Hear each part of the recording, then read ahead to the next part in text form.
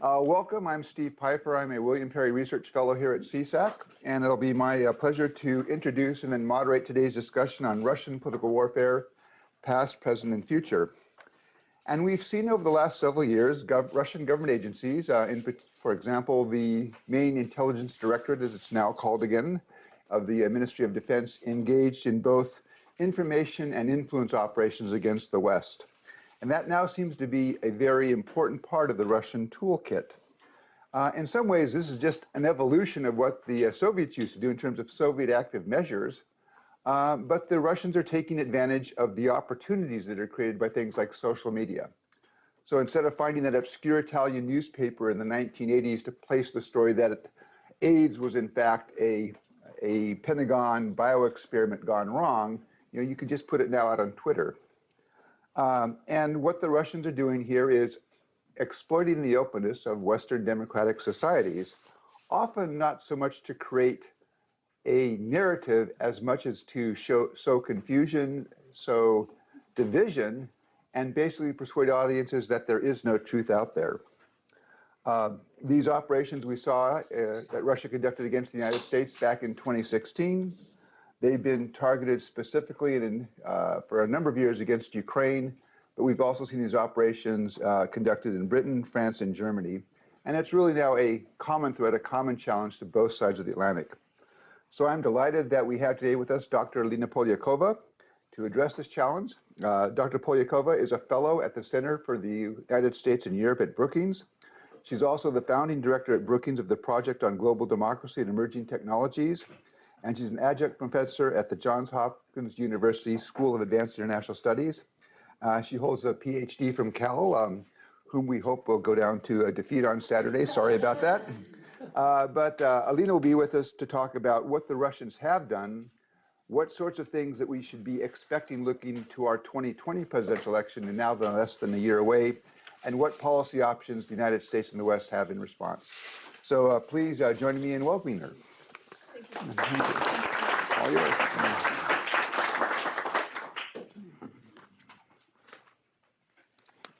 Thank you so much, Steve. Can everybody hear me in the back there? Great.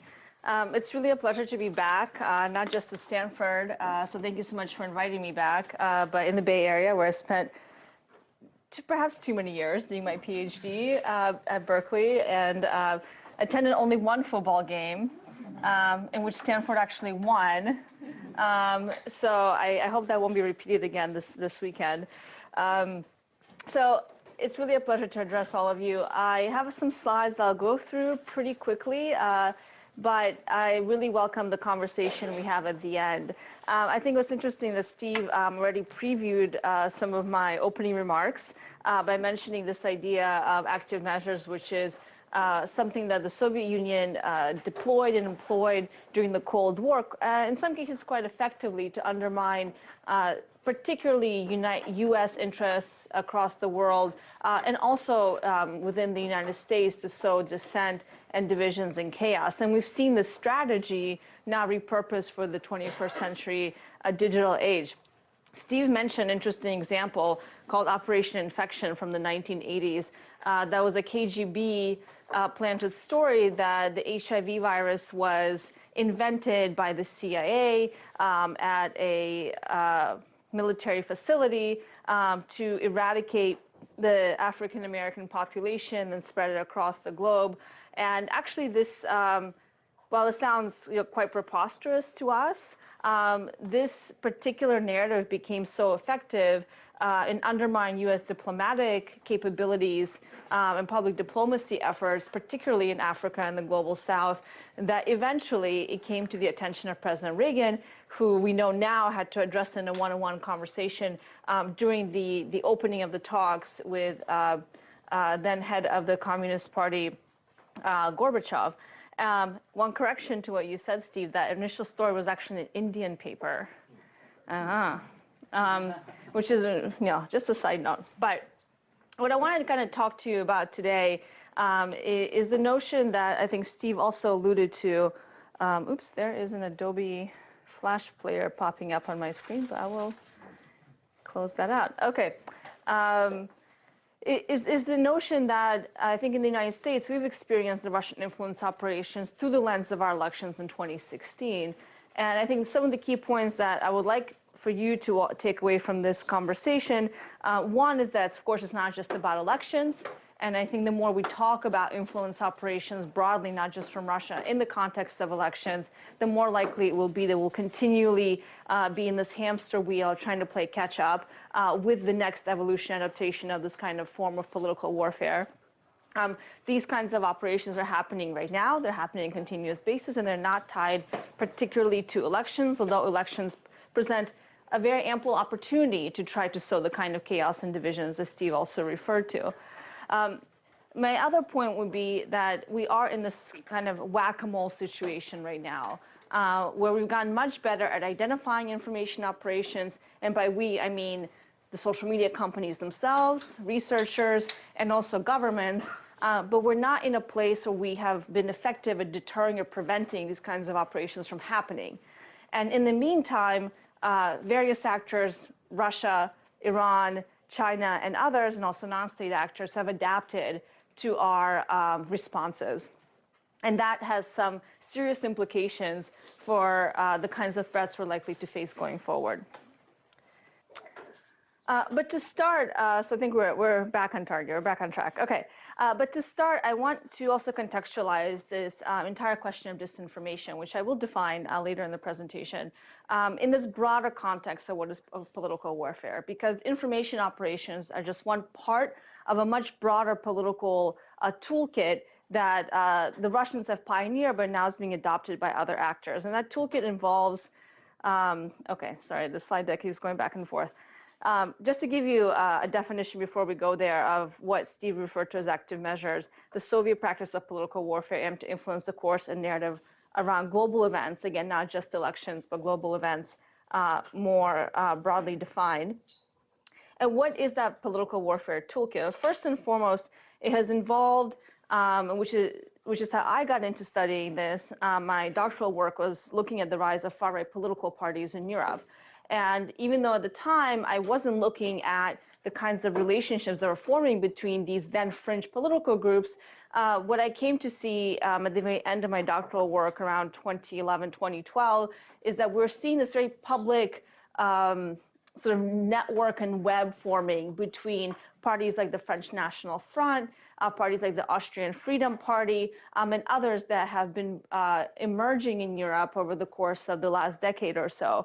And I started to ask myself the question, why are political leaders like Marine Le Pen, who was at the time the leader of the National Front, now it's called the National Rally, why were they being received like at a state level, as if they were presidents of countries when they visited the Kremlin? Why were Kremlin officials and Russian government officials consistently reaching out to members of these fringe political groups, these anti-establishment groups? And so when I started to look at this question a little deeper, I saw this was just one part of a much broader puzzle and a much broader strategic toolkit that also involves things like the use of money laundering and corruption, illicit finance, to try to win support in terms of political support and a foothold in European and also increasingly American and other economies.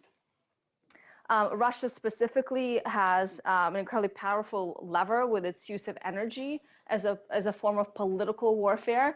Some of you may have heard something about the Nord Stream 2 project, which is a pipeline that will soon be finished, that the Russian government via Gazprom, its state-owned gas monopoly, has been building to allow it to surpass Ukraine as a transit country for gas supplies to Europe, which will greatly undermine Ukraine's national security and energy security, and will allow the Russians to have much more of a foothold in terms of Europe's own energy dependence on Russian gas going forward. And there are many, many more examples of how we see some Western politicians, the most famous of them being Gerhard Schröder, who's the former German chancellor, a few weeks after losing the election, becomes the chairman of the Nord Stream 2 consortium, which is fully owned by Gazprom, and now is also on the board of the Russian crude oil giant Rosneft as well. And he's just the most prominent example. We see this happening quite often where influence is literally bought by buying people. So this is the latest pipelines in the Nord Stream 2. And recently there was a decision to allow it to go through the Danish waters, which was an obstacle at one point. We'll see what happens.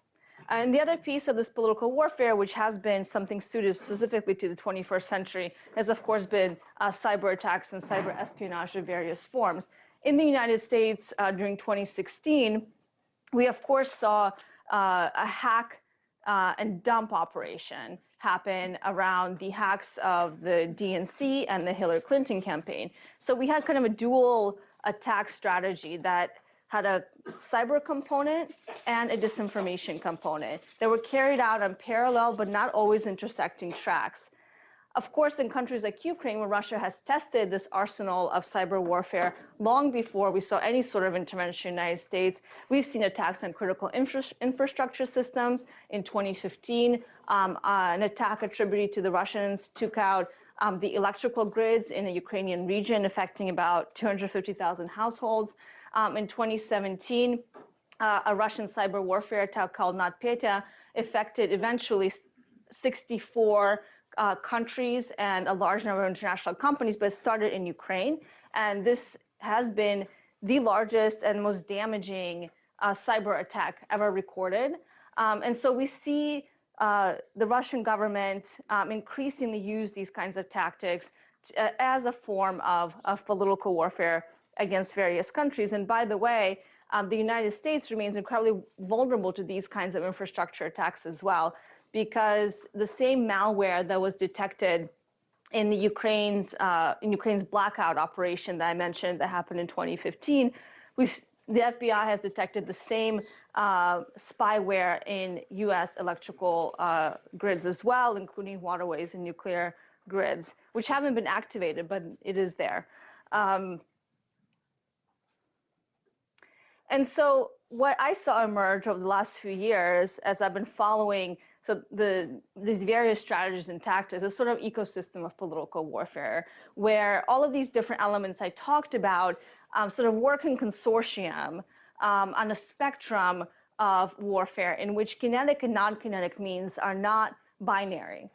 I think in the United States and in the Western context, we tend to think of war as either military engagement or it's not war, right? It's a binary concept, kinetic or non-kinetic, symmetric or asymmetric threats.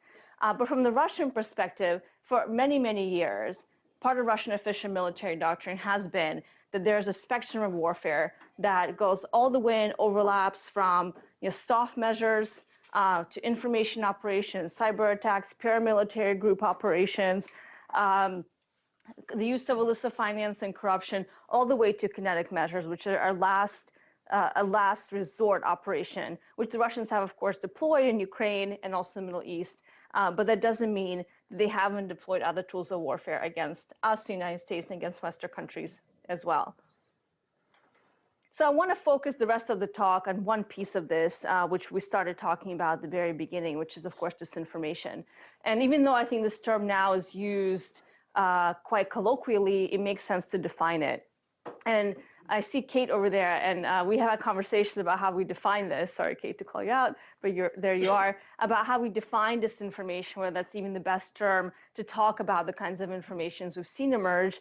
I still think it is a useful term if we very clearly define it around intent, right? So it's not misinformation.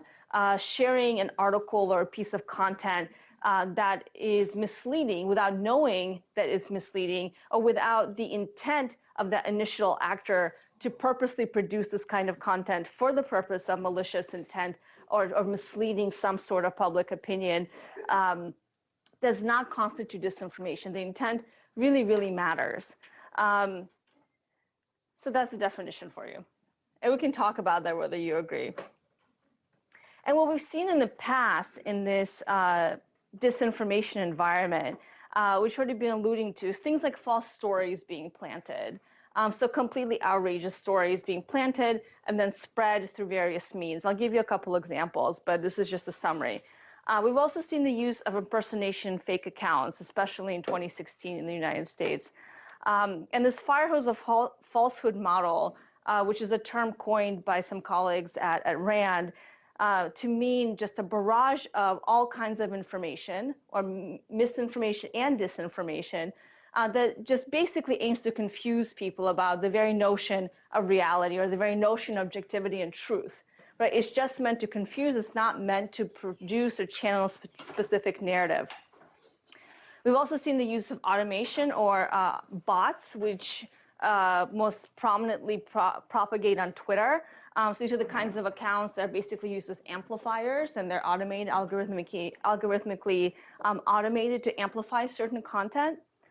And in the past, meaning since in 2016 or before, most of these operations, as we know from various independent reports, as we know from the special counsel investigation, as we know from the Senate Intelligence Committee reports, and many other sources, were foreign-based, meaning there's an operation set up in Moscow, and that operation from Moscow was running information operations in the United States.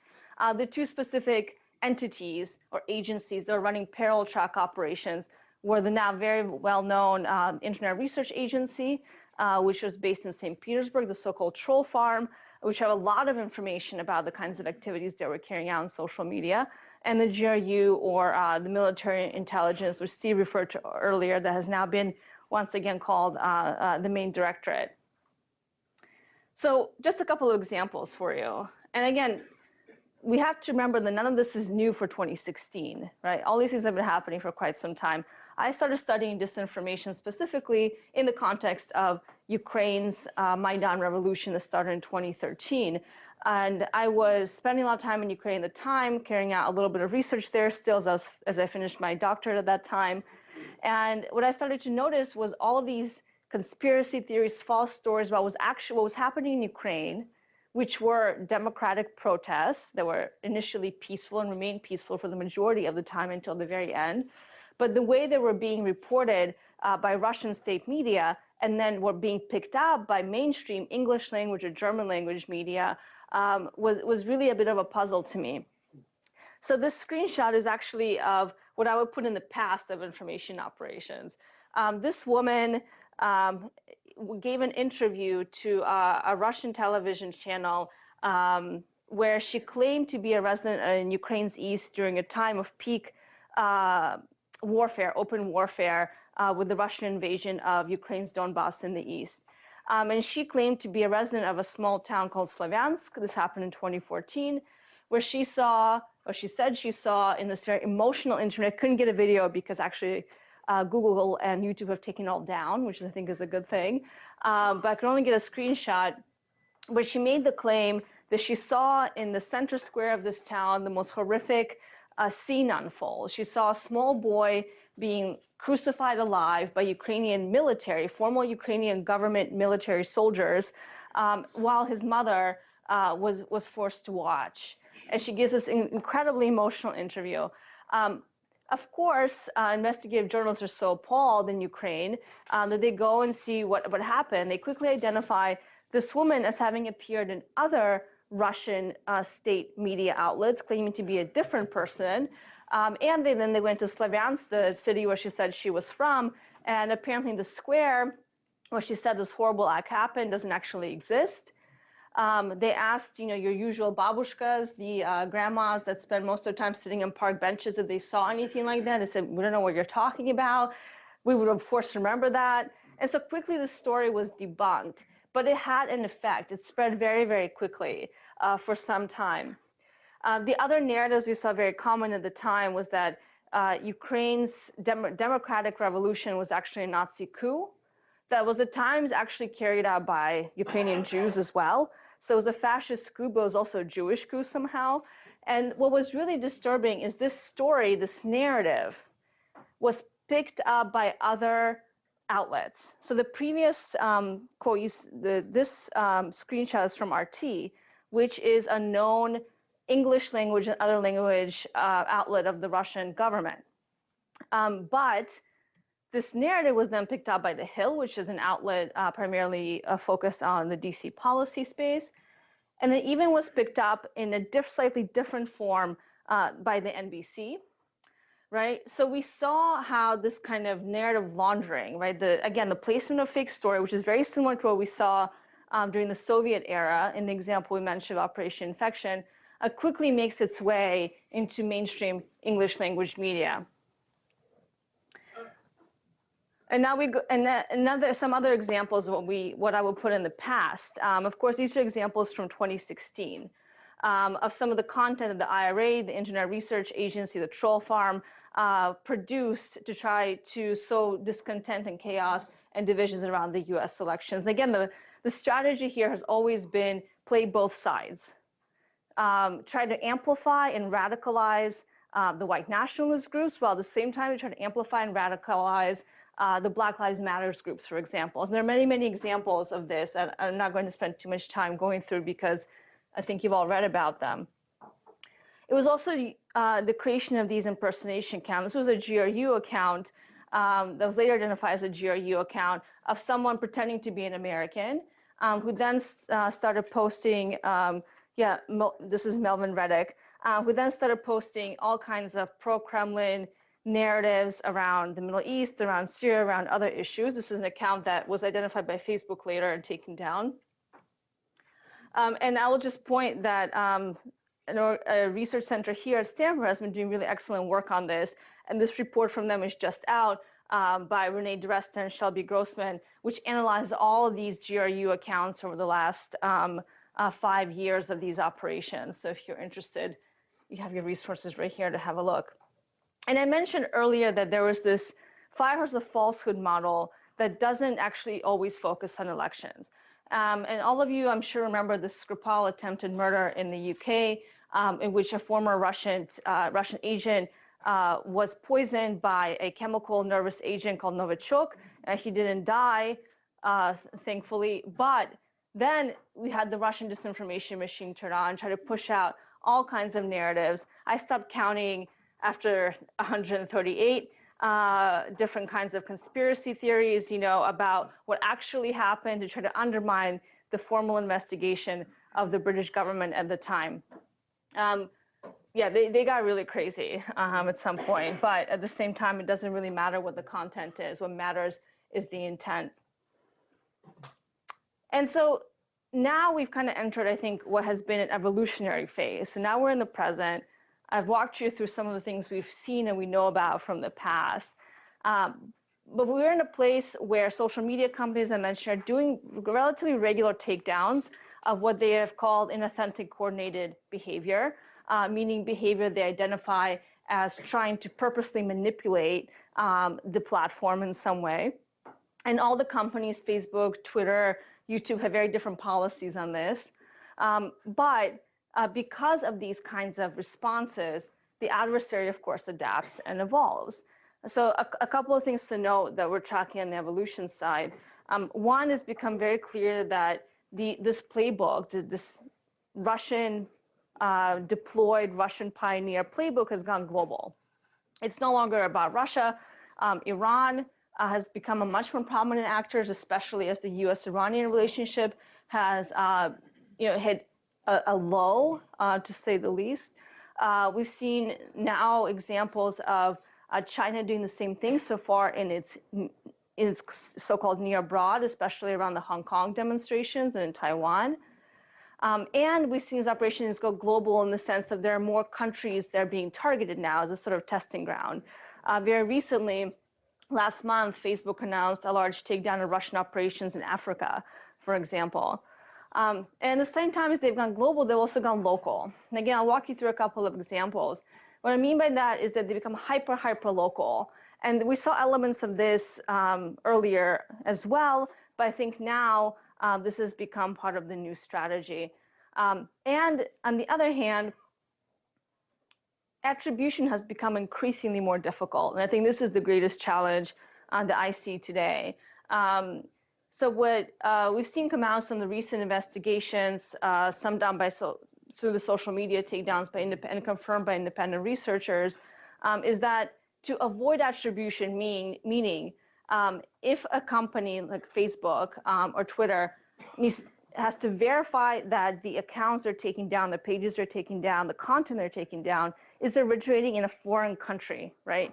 If it's something that's happening here, it's free speech, right? If it's an American, something that looks like an American, and we have no way of knowing they're not an American, is putting up conspiracy theories, well, that's protected by the First Amendment. And there's not much you can do. So what we've seen happen, especially in the Africa operation, is the increasing use of proxies, right? The franchising of these info ops to local groups. And in the Africa operation that happened just recently, we actually saw the Russian paramilitary group Wagner being involved in franchising out to specific African-based organizations to then carry out their disinformation operations. And again, that makes the identification of these kinds of operations incredibly difficult.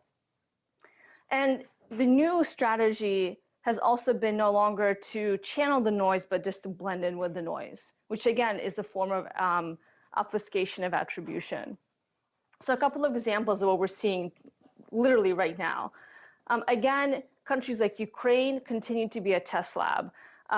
Ukraine just had its parliamentary elections, presidential elections this summer and spring. And what we saw emerge there is this sort of new fun tactic. I kind of think of it as an element of the gig economy where you can rent out your Facebook permanently or for a short amount of time.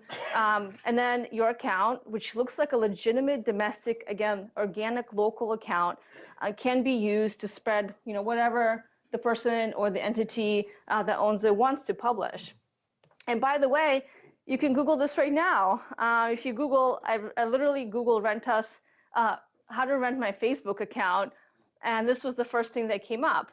And there are many, many services like this, where if you're looking to make quick money, you can go ahead and do that. Start making easy money with your Facebook account.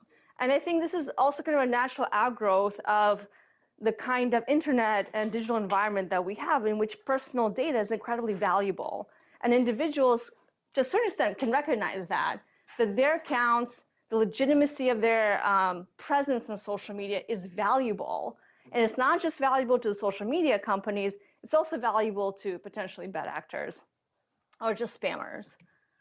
I mentioned this idea of disinformation going local or info ops going local. This was, again, part of a recent takedown that Twitter did, where it identified a few legitimate looking local, supposedly news outlets that most of the time, for years in some cases, like the Chicago Daily, but there are many examples from Cleveland and other American towns, has spent years kind of cultivating a legitimate, credible identity by basically just reposting other local news. So not misinformation, not disinformation, just other local news. And then at some point they just flip. This is how this works, right? You cultivate a legitimacy, you cultivate credibility, and then when the time is right, it's kind of like a sleeper agent model. You just turn it on, and it was started to spread all kinds of Russian-based narratives from RT and other outlets. This is the just a mention of the Africa operation that I was talking about earlier. I would really encourage you just at least, if not to read the long report, just to read this article in the New York Times if you haven't already, because it tells us a lot about how the Russian view of warfare is not binary, kinetic or not, that exists on a spectrum, and to what extent we're seeing the use of franchising and proxies in these places. So again, this is just, Facebook has removed that content on October 30th, just of this year. And I mentioned China, the notion that things are going global. This was the first example when we saw social media companies actually take down Chinese accounts for their operations in Hong Kong. And my guess is that a lot more of this is happening that we're not really picking up and paying attention to. So that's where we are. Currently, some of the things I described are happening right now. And so where's this all going? And I think, to me, this has been the big question that I've been focusing most of my work on. And just as a little side note, as I was preparing this presentation, I had given a version of this in August of this year. And I had a slide in emerging threats. And when I looked at that slide, I realized they're no longer emerging. and I had to put them in my evolution slide, right? So that's just to give you a sense of how quickly and rapidly this environment is changing, and we're not able to keep up with it in a real way. The adaptation is happening faster and faster. A colleague of mine referred to this as a constant game, right? So as a researcher, you chase this down, you expose them, the companies take them down, and the game restarts. And it's this constant cycle. That colleague is Ben Nemo. I did a podcast with him for Lawfare, so you can check that out at some point. But I think he does a very fantastic way of describing kind of what the big challenges are as we're trying to chase down the latest in these information operations. So I think some of the emerging threats that are already out there but have not been weaponized for political gains as much as perhaps some would have expected. The first is the use of synthetic media. What we really mean by that is things like deep fakes, which I think all of you here know about. But basically the use of manipulated audio, video, all kinds of content that is, again, very, very difficult to detect. You know, it's not Photoshop, it's actually new generated content. The detection is incredibly difficult, and the costs of doing it are incredibly low now. I mentioned earlier this problem of there no longer being a domestic foreign distinction. I mean, it's just, I think we're in a place now where we can't, with a lot of confidence, really say what is foreign and what is domestic. It's all blending together.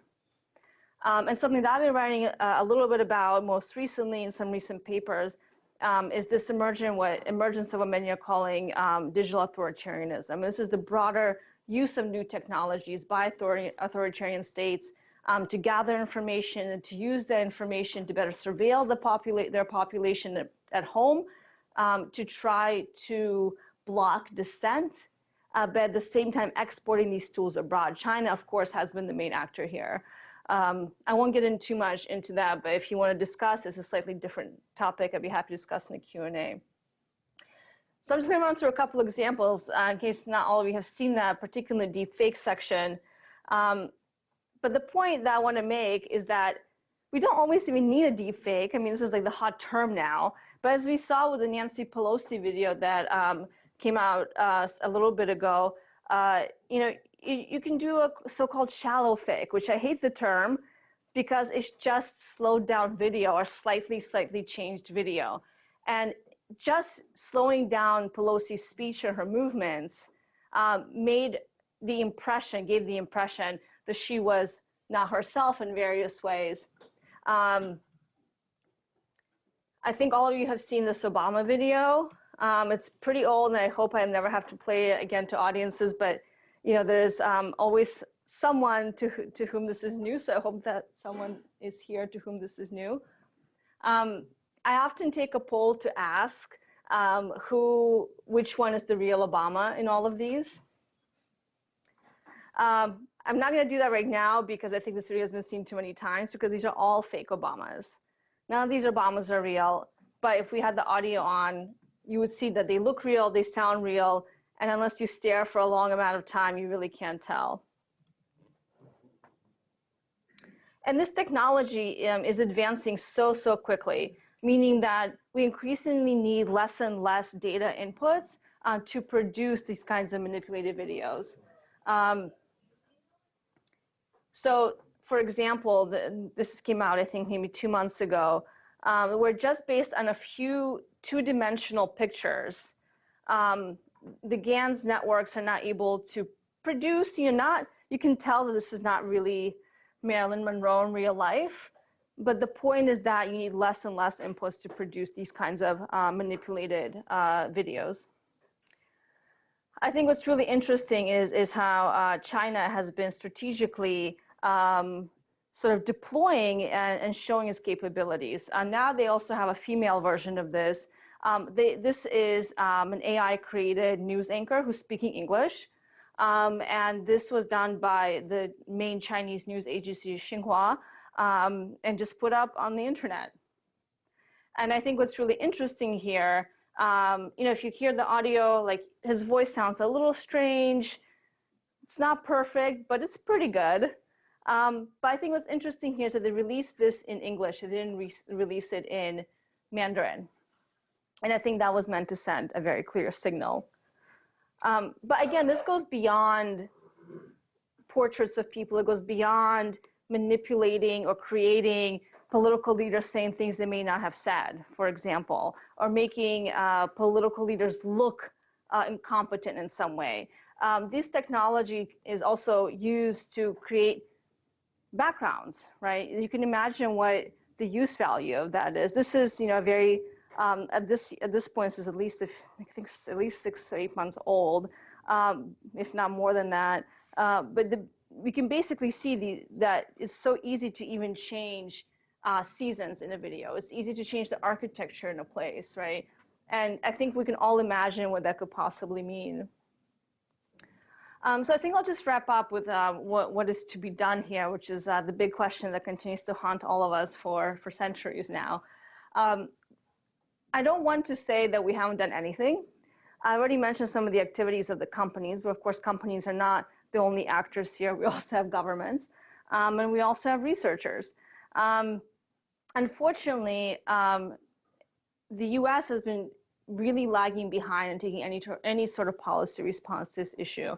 The Congress, because it's doing other things, has not passed one piece of legislation that would somehow either lay the groundwork or provide some sort of framework for a regulatory environment in terms of either content or social media companies more broadly. And in Europe, while the European Union has taken a lead in producing some policy responses, their focus has been on content controls. And what that means is it's about identifying quote unquote illegal content. And in the European context where you don't have the First Amendment, there's a lot more leeway in what the EU and other countries can do. But at the end of the day, the focus on content takedowns, the focus on content controls and content moderation, one, takes us into a very dangerous territory of censorship, and two, doesn't solve the bigger problem. It continues to put us in this whack-a-mole cycle that I've been talking about. So we're getting there, but it's been slow, and we're certainly not keeping up with the rate of adaptation.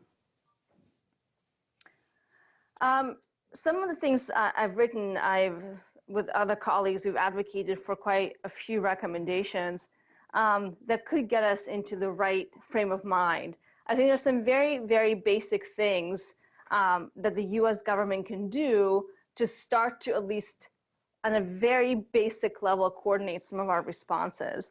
A lot of things that European governments have done, at least, has been to set up these task forces to at least coordinate intergovernmental policy and strategy. And there is a point person who's appointed to dealing with these issues. In the US government, nobody owns the problem, or 30 agencies own the problem, right? And as a result, we're not coordinated. We're not coordinated, that exposes vulnerabilities.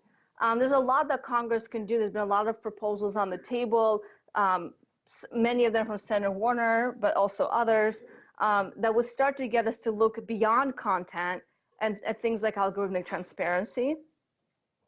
But I think at the end of the day, we need to have a much better understanding of what's coming at us in the future. We need to have a better understanding of the basic technologies involved here. I don't have a tech background, so do not ask me any specific tech questions, but I've tried to at least understand what we're talking about here. And what I find right now in the policy debate is that AI is kind of used like black magic, as a colleague of mine once said. So you can read any story where AI is mentioned and just put in black magic and it makes just as much sense. I mean, this is kind of the level of understanding and education that we have in the policy space. And I think vice versa, I think here, when I come back to Silicon Valley and the Bay Area, I find that the conversations happening here are very far removed from the kinds of concerns that policymakers have. I think we need to start to narrow that gap. And until we do, we're constantly going to be exposing ourselves to vulnerabilities in the system. And lastly, a lot of the work I try to do is understanding intent. So unless we understand the enemy, we won't understand what's coming at us next. So it's not just about understanding technologies, it's about understanding what is strategic intent of, obviously I work on Russia, but what is the strategic intent of Iran, of China? What is driving their motivations? What about terrorist groups? They're also getting increasingly good at using some of these social media tools and other technologies. And my hope is that we will eventually come to a place where we have a more proactive strategy, where we don't lose the forest before the trees, versus this much more reactive approach in which we're currently stuck. And I think with that, I will leave it there. Thank you very much.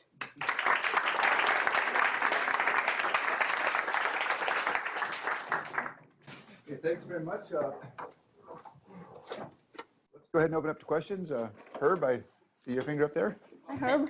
If you could go, your last slide about what to do about it, I'm trying to unpack what any of them would actually do to help the problem. Yeah. And I, with respect, which is great talk, I don't see that anything will do what will address any part of the problem. And so you might comment on what we can do beyond that will actually go beyond whack-a-mole. I don't see it. Yeah, this is how far back we are, is the point. That we don't even have the low-hanging fruits option of coordinating government approach. I mean, this is how bad it is, basically. But what would they do if they could coordinate? Well, I'll give you an example. I work a lot on European issues as well. And so in other countries, they have actually done a pretty good job in terms of, one, raising public awareness, which some of the governments can do in the domestic population, in coordinating federal to local level messaging and narratives around key moments like elections. So Sweden is a case study I always like to give. Obviously, we can't do everything that Sweden does. It's a very different country. However, for example, before the recent federal elections, one of the Swedish agencies, which is akin to DHS, so they're responsible for security threats to the homeland, they mailed out to every single Swedish household a very basic info sheet. What is disinformation? How do you identify it? What do you do if you see a story that you think might be false? Who do you talk to? And they had training sessions with civil servants, they had training sessions with their diplomats. There was a strategy that was rolled out. And I will tell you, it's very difficult to measure impact and effectiveness in these kinds of measures. However, Swedish society seems to be much more resilient just from one single factor, which is that RT Swedish was a complete failure in Sweden. It just went out of business. They tried it, it didn't work. If that's one small measure of the kind of impact resilience can have, maybe that's one. Another thing that countries that are now the US and Europe have been trying and experimenting with is digital literacy in schools. I don't think this is a panacea.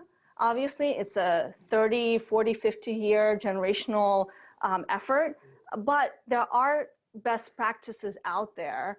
And I think the bigger question is, to my mind, I think of these things as, what are the low-hanging short-term solutions, which is what this is, basically.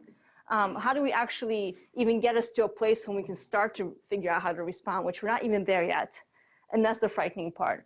And then how do we actually craft a regulatory framework? We actually need a regulatory framework now. And the problem is that I don't think we're likely to get one in the United States. And we need one that's not going to be focused on content. But we're not there yet. There's a lot of debates happening right now around the independent regulatory agency, a lot of debates happening around applying specific laws already out there around fraud and privacy to the digital environment, but we've had no movement on it. David. Thank you very much for the talk. Thank you. I was struck by the fact that part of it is about Russia, part of it is about the technology, and towards the end, you're pointing to problems of, manipulation of photograph, speech, all the things that can be done, which can be done by many people. I don't know whether there are figures on what you actually find. So part of the issue is just coming to terms with what this new technology means in the US, even if there weren't people from outside trying to use it for their own political purposes. And I'm just, your what is to be done list looks as though you're giving Well, I'm not sure. Maybe more higher priority to that, to understanding really what are the effects of the technology on the society. And then seeing, of course, one way of doing that is seeing how Russia or other countries have tried to manipulate the technology for their own purposes and judging its effectiveness. The question of it, first of all, the question is, do you agree? But second question is, are there any ways in which you can assess effectiveness with, I mean, you mentioned the Swedish case, that's an interesting example, but how do you think about the effectiveness of these campaigns? Yeah, I think that question, I'm sorry? How do you measure the effectiveness of these campaigns? And I guess also the effectiveness of responses is maybe a part of that as well. Well, to go back to your comment, whether I agree with it, I'll just summarize it. Well, I think what you've picked up is that this presentation tracks with my own intellectual development in this space as someone who had studied not just Russia, but Russian influence operations before it became in vogue in the United States. And how I've now realized it's not just about a single actor, it's not just about a single country that's being a target or a victim of these kinds of operations, that now we're in a moment where it's actor agnostic and it's content irrelevant. And that creates a very, very different set of questions. And I don't think we're there yet in the full agreement on what I just said, by the way. This is my judgment call on based on everything I've been looking at, but there is a raging debate in the policy circles in Europe and the United States about what is the right approach. And as I said earlier, most European governments and the EU have moved in the direction of content controls. Again, we can't do that in the United States, different rules around free speech or different laws around free speech. In terms of how do you measure effectiveness, we always get this question. I think everybody that works on this issue gets this question. One, it's very difficult to measure the impact of information influence operations. I think there is a tendency to say, okay, well, you know, did the Russian operation 2016 swing the election? And I think some people think the answer to that is yes, and some people think the answer to that is no. I've seen no evidence of any convincing variety to get me to think it was yes. And as long as we keep thinking that that was the goal, which it was not, we'll find ourselves in a really hyper-politicized partisan environment, which is exactly where we have landed ourselves, of course. So I think the whole point is that these operations are opaque in nature. They're not meant to be measurable in impact in an easily kind of research, accessible, transparent way because they're purposely non-transparent. However, that doesn't mean it doesn't matter. The way I think about this is, you know, why, you asked a different question another way. Why should we care about a couple of hundred Russian trolls in the St. Petersburg troll farm, or a couple of thousand bots that the IRA used to amplify some of its content? My answer to that, well, one single bot, one single operation doesn't actually matter that much to me, right? And if we look at the kind of impact, the report I mentioned that was done here recently about the GRU operations, one of the takeaways is that it was a very expansive set of operations they tracked over the 5 years, but had very little pickup in terms of going viral. It was very, very difficult for them to actually get content, to get eyeballs on the content. I guess is one piece of the operation, the GRU one, not the IRA one. So you could say, okay, why should we care? Well, I think it doesn't, the single example doesn't matter, but the aggregate does, right? And so over time, if there is no actual response, if there are no consequences, you know, we're going to see attacks against what I think are these soft underbelly values of democracies, which to my mind is trust. I mean, it's sort of an abstract way to think about, but in reality, democracies hang together because there's a trust between individuals and institutions, that we trust that elections are free and fair, that we trust our representatives are representing our interests, that we trust our institutions. And in the context, the broader context of declining trust, which you've seen surveys in this for many decades, among Americans and others in our mainstream institutions, our mainstream media, we become much more vulnerable to these kinds of attacks, which of course just amplify underlying divisions, underlying polarization in our societies. They don't create them. And I think that's probably not a very satisfying answer because it never is. But what these operations do, and Kate's research, I think, has been the best on this. I know I keep pointing to you, but you're right there. Just show that the whole point of some of these IRA operations was to further polarize us in quite strategic ways. And so I think now, in terms of response and effectiveness of responses, we're in a trial and error phase. That seems very clear to me, where governments are trying some things, where researchers are getting much better at doing investigations and exposing them, where social media companies have woken up to a certain extent. There's a lot more they need to do, but they have woken up because of the political pressure they're under. But we still don't know what works and what doesn't. And I think that is a big research question to me. How do we measure what the intervention is, and how do we measure if it works? And that's very difficult unless you're able to do controlled experiments. Not Steve.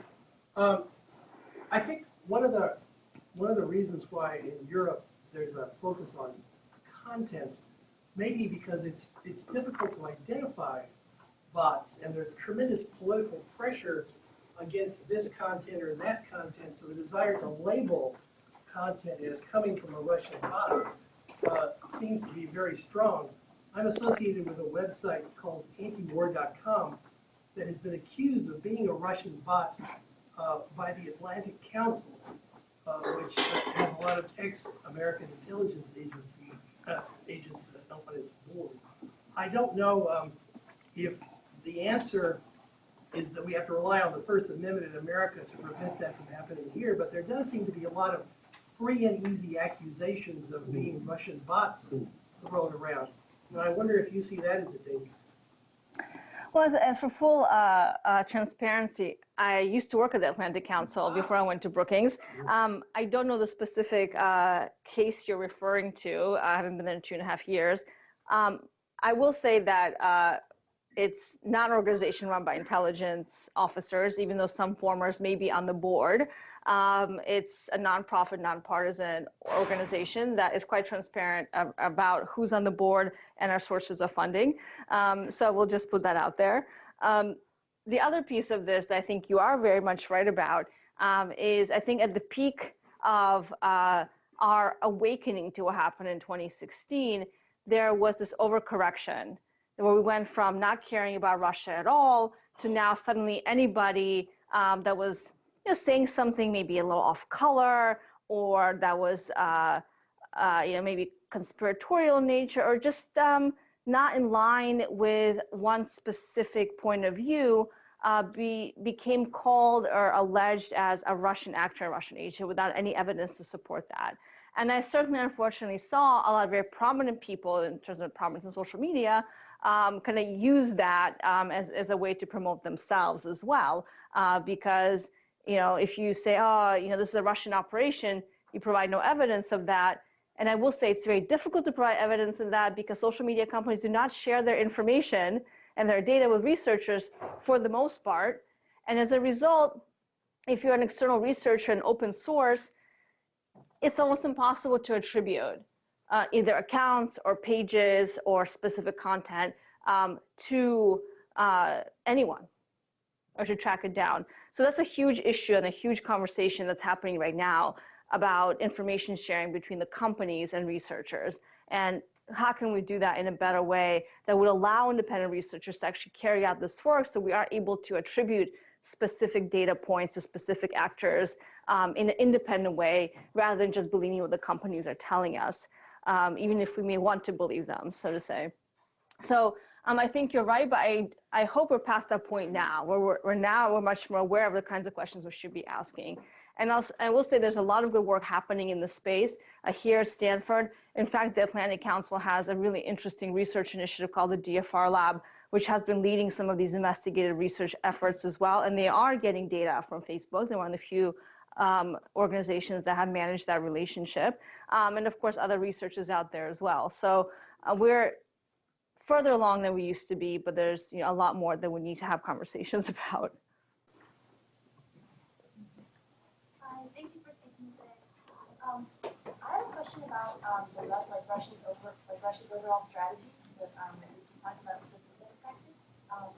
Could you speak to the Grassno Doctrine and why do you think it was so widely accepted? So I alluded to Russian military doctrine. I did not purposely use the term the Grassno Doctrine, however, because this has become a sort of common phrase to describe the spectrum warfare that I was referencing as well. But actually, the Grassno Doctrine didn't just come out of the blue in 2013, which is when this article was published by the Russian chief of, God, I'm going to forget the translation. He's basically the head of the equivalent of the head of the Joint Chiefs of Staff for the United States for Russia. If we look back into Russian military doctrine for the last few decades, this has been a very common, just basic understanding that warfare happens on a spectrum. For some reason, this one article that was in an obscure journal by Grassno got picked up, and now it's called the Grassno Doctrine. But as I mentioned, this is something that has been present in Russian official military doctrine for quite some time. Grassno is not the only one who has agreed with this. And in fact, if you read that article, the Grassno Doctrine, he is actually describing hybrid warfare as he sees having been carried out by the United States. In Russian, there is no word for hybrid warfare. It's just a transliteration of the English word. And so that's the greatest irony here in some ways, is that from the Russian perspective, we've been doing this to them for decades, and they analyze, now they're doing it to us. Again, I think that's not an accurate vision of reality, but that is their narrative. I'm Colin Garvin, I'm a fellow here and at the Human Centered AI Institute. Thanks for the talk. I wondered, it's kind of a two-part. I've noticed industry isn't really listed on the what is to be done bullets here. Why is that? Because they seem to not only be the ones who provide the platforms, but like, let's say, an arms dealer in a conventional war, they benefit from both sides fighting on the platform. And as we've seen, as Mark Zuckerberg defends free speech, they seem to have a policy that explicitly leaves them open to this form of exploitation. So what do we do about industry? And that's related to the second part. Mm-hmm. They have all the data for researchers to even begin to try to understand this problem. They might need more than 10% of tweets or a small trickle of data from these huge platforms. Why not require, it seems like on the list there, forced disclosure could be, something the government could impose. But where do you stand on detecting intent? In the policy circles you're in, for instance, a couple of weeks ago we had a similar talk where technical people pushed back very hard on the idea that intent can be inferred from data, and it's actually why the focus has been on content, is that content is very easily identifiable and can be restricted, whereas intent, they seem to think, was not. And I don't know where I stand on it, but I wonder where you. I actually think there's a couple layers to this question. When I talk about intent, I mean understanding the foreign policy, national security objectives of a specific actor broadly, to then be able to understand why they could be interested in carrying out these kinds of information operations, or information operations more broadly. The intent piece when it comes to identifying inauthentic coordinated behavior, I think is impossible to identify just from the content. I think you have to have a broader understanding of the motivations of the actor. And in fact, a lot of the conversations that I'm having with colleagues from the companies are around that. Like, how do we, we understand intent? Like, how do we understand what motivates the Kremlin, what motivates Beijing, what motivates all these different actors? Because if we don't understand that, then we're not going to understand what they might want to do, right? If Russia, for example, does not see itself in an adversarial position with vis-a-vis the United States, what's the intent there, right? So it's just a very basic example. So I think maybe we're just using words in slightly different ways there. Also tied to state actors.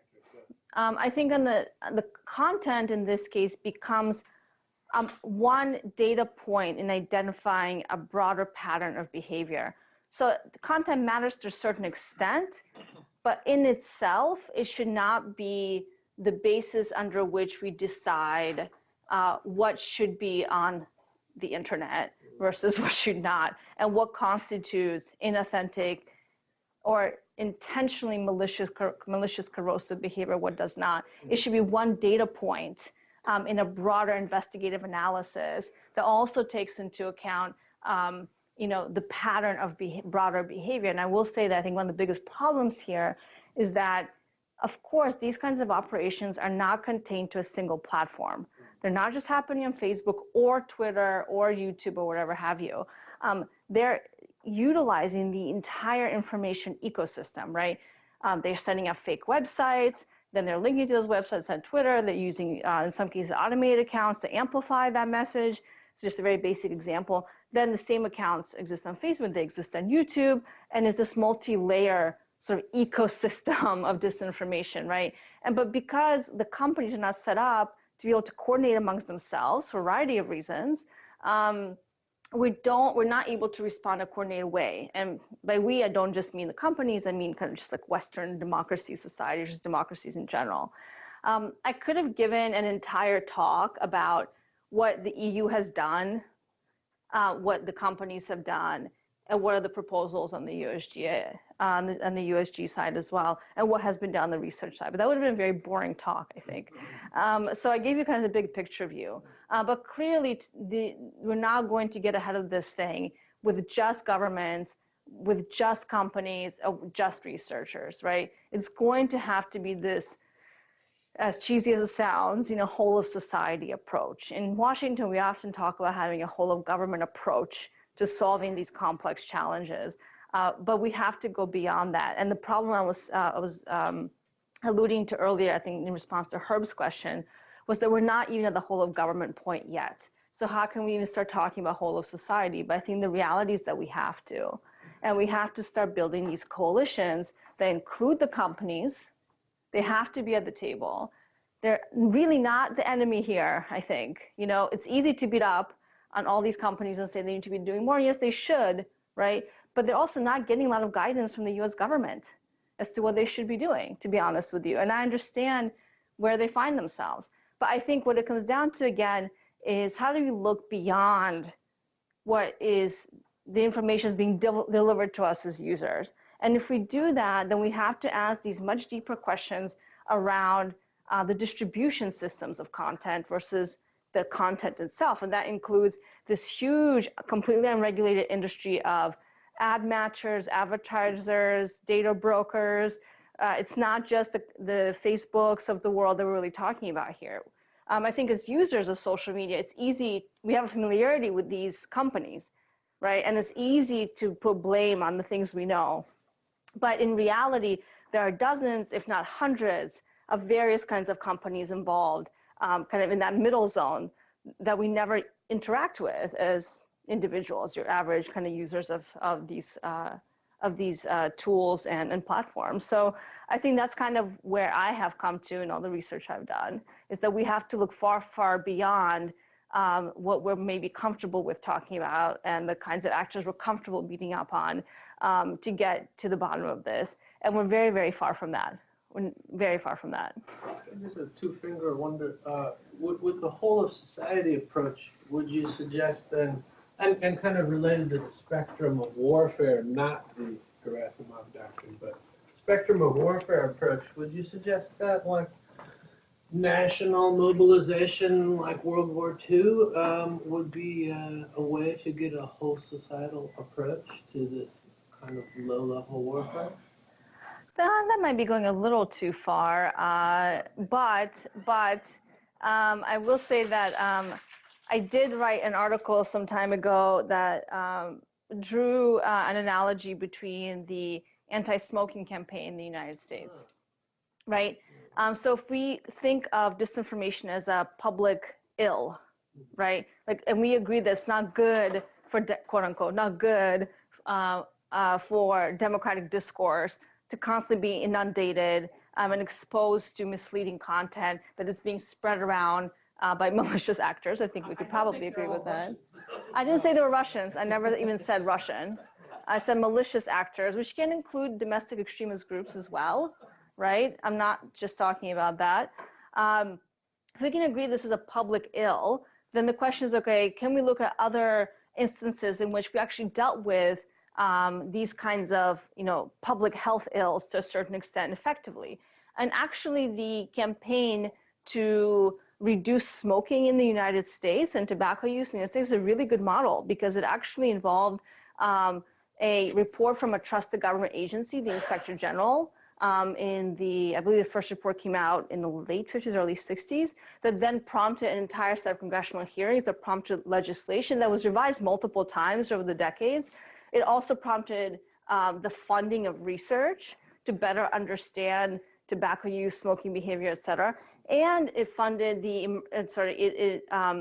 began the deployment of all kinds of groups, like mothers, I forget some of the names, like some Mothers Against Smoking, people who had relatives or children who died of smoking-related cancers and illnesses. But it took, 60 years for that. And for young people to also understand why smoking is bad for them. It took a huge public education campaign. It took revising school public health books, right, at the secondary education level. But we got there. And I think now, Facebook is 15 years old. These are very new companies. And we're just at the very beginning. You want to ask questions about how do we know when interventions matter? How do we define impact? How do we define success? But we're nowhere near there yet. And I think it's frustrating because the threats are real and they're potentially incredibly consequential. But we're not in that zone yet where we can have that kind of response because that takes a very long time.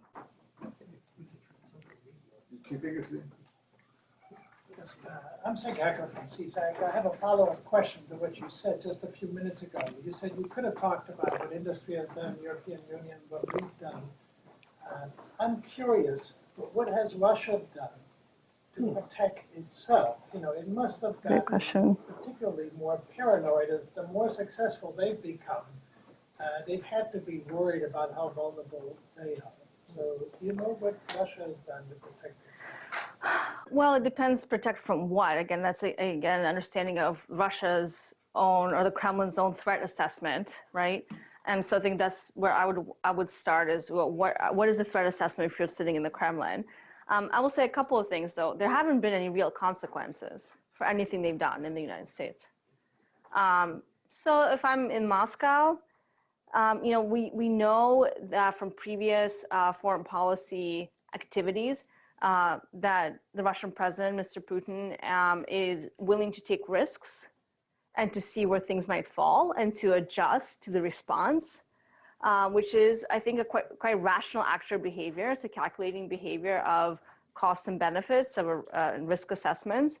And frankly, I think this operation was a risk for them, but the costs have been basically non-existent, basically. And that's why we continue to see Russian disinformation activities as we speak today, and why others, having looked on to this pattern of events and have noted that there were no real consequences, see us and see democracies as open playing field, right? So that being said, on the Russian side, one thing that the Kremlin has now started, I won't say implement, but they've made a formal policy, is something called the Sovereign Internet Law, which is something that the Kremlin has been talking about for a long time, which has gone through various phases in this Russian Duma and the Russian Parliament, and is coming to effect as of November 1st. What does that mean? The intent, as far as people understand, as far as I understand it, is to be able to cut off the so-called RUNET, the Russian internet, from the global internet. And you can imagine what that means. We've seen some of these so-called blackouts being used by other countries as well, most recently in Kashmir by the Indian government, to prevent the ability of actors on the ground to mobilize, to protest, to coordinate activities.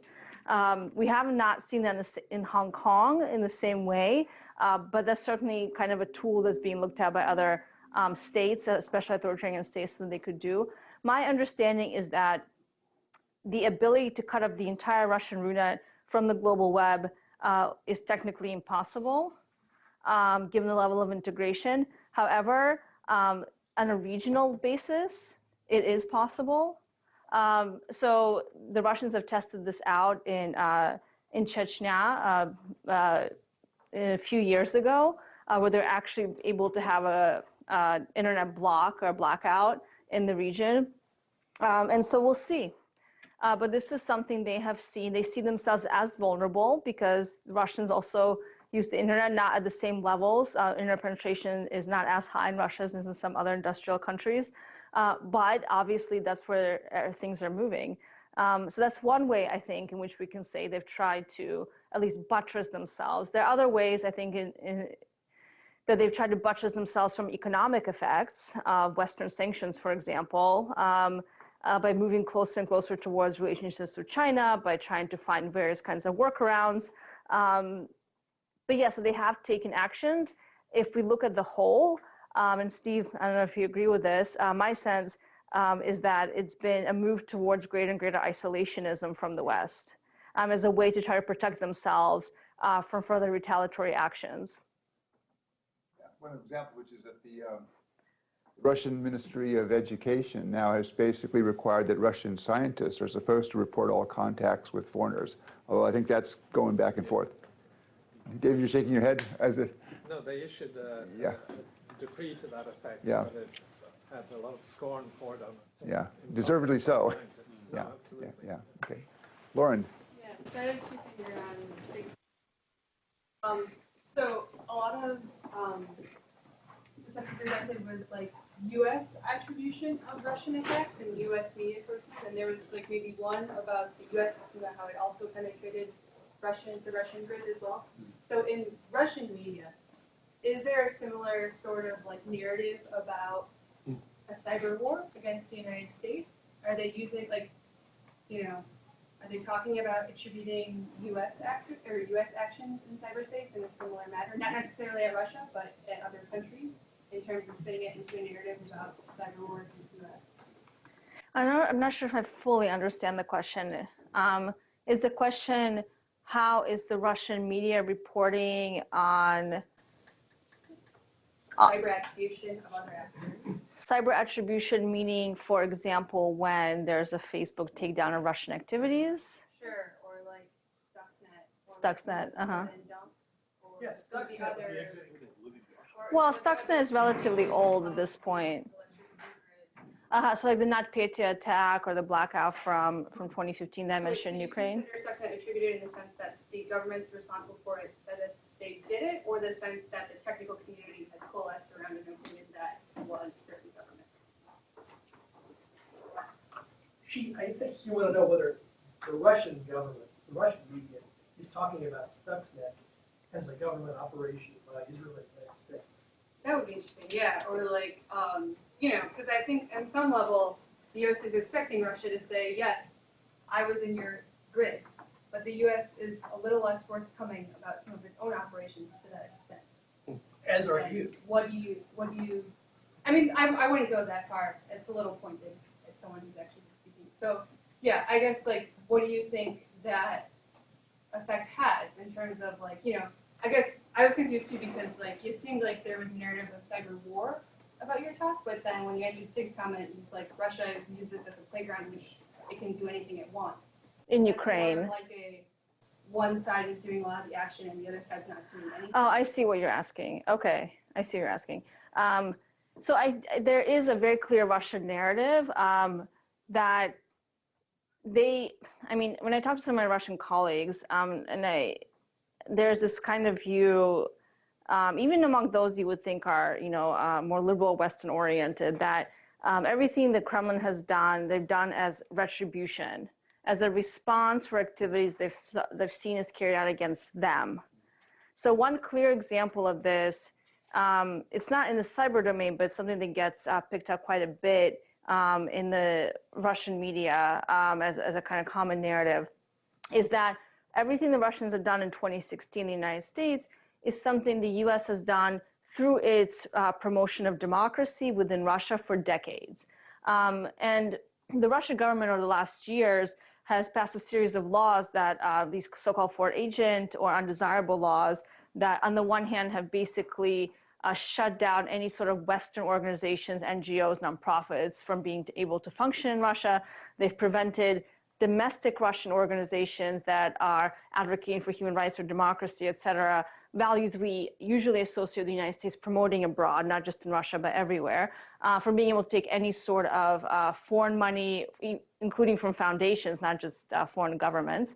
And that's been a way to clamp down on Russian civil society, while at the same time not allowing any sort of foreign governments or foreign entities, or even their nonprofits, to function inside of Russia.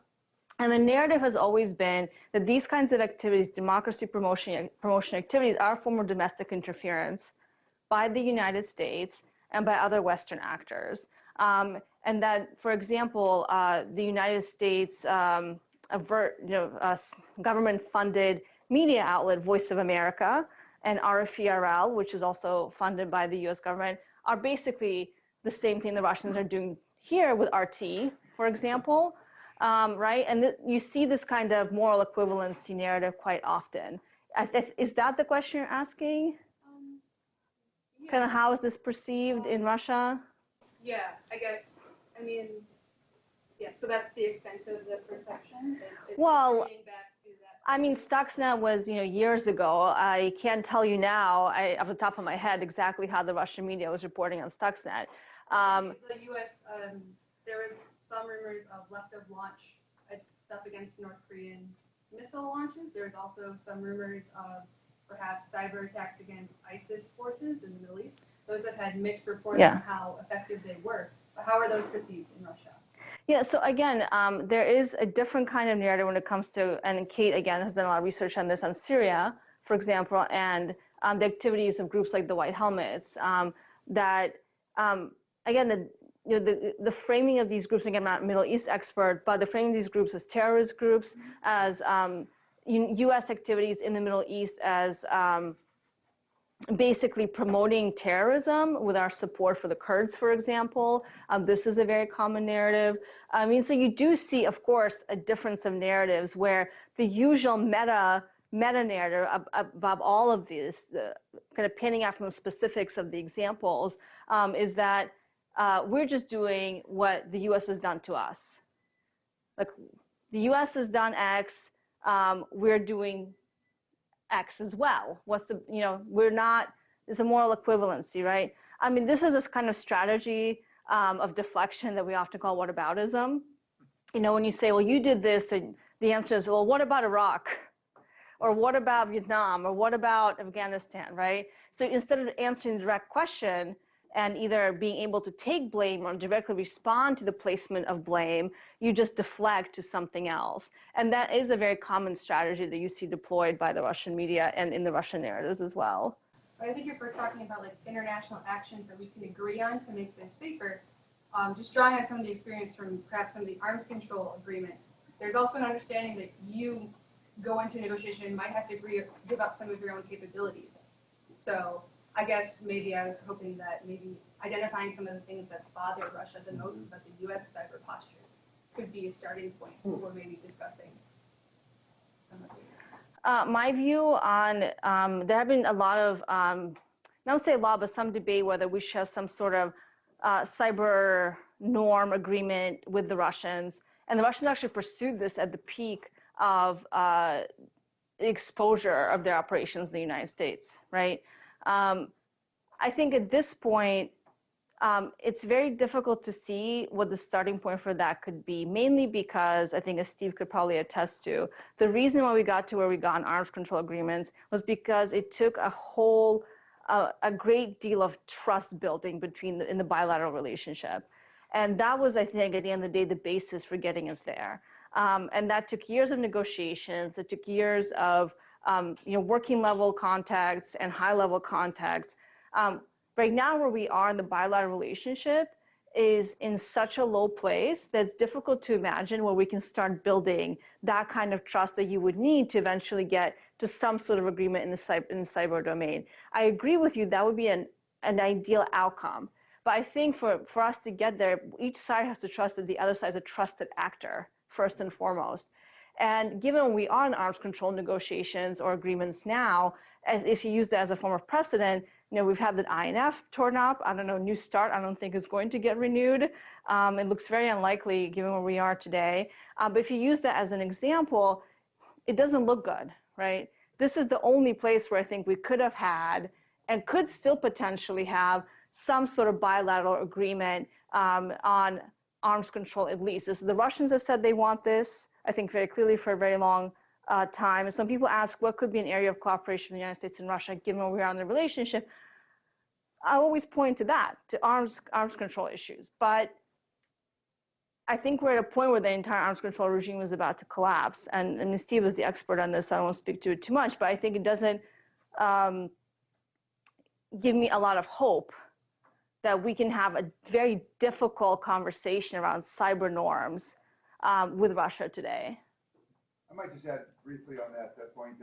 I think also, I mean, it is my suspicion. I don't know anything, have no intelligence on this, but it's my suspicion that just in the way we think the Russians have been probing things like the American electric grid, American infrastructure, that the United States is doing that to the Russians.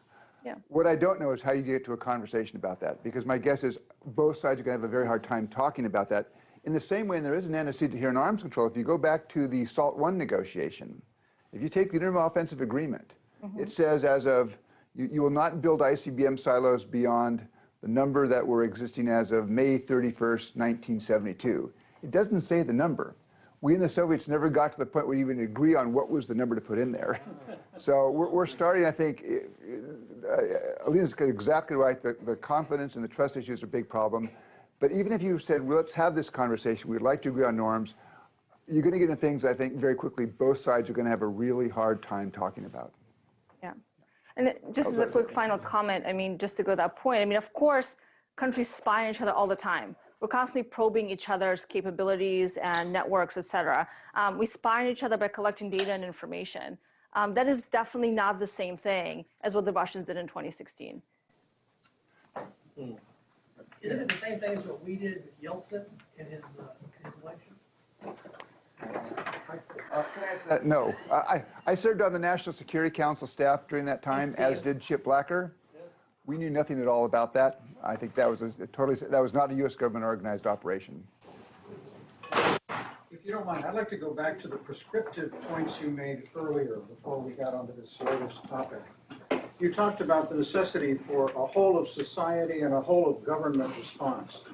Now, one slightly cynical response to your response would be that too many cooks spoil the broth, right? Nevertheless, it's clear that we're getting to the point where we do need to think very creatively in wider frames.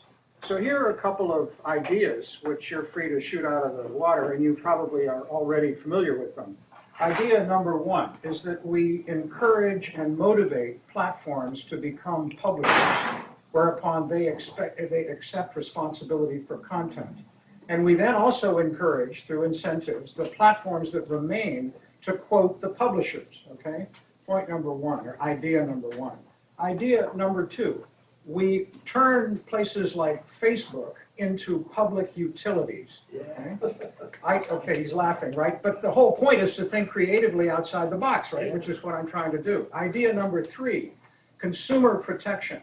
When we want to figure out who to hire to, clean the driveway or whatever, right? We phone, or we don't phone, we contact Yelp, okay? Couldn't there be an equivalent where you actually, again, stimulate and motivate a competition among individual groups? After all, we fact check how many thousand lies, quote unquote, has Trump supposed to have been guilty of over these months? Somebody's keeping track. And so it would be possible, I think, to marketize the whole notion of fact and then have the facts into the publishers quoted by the platforms.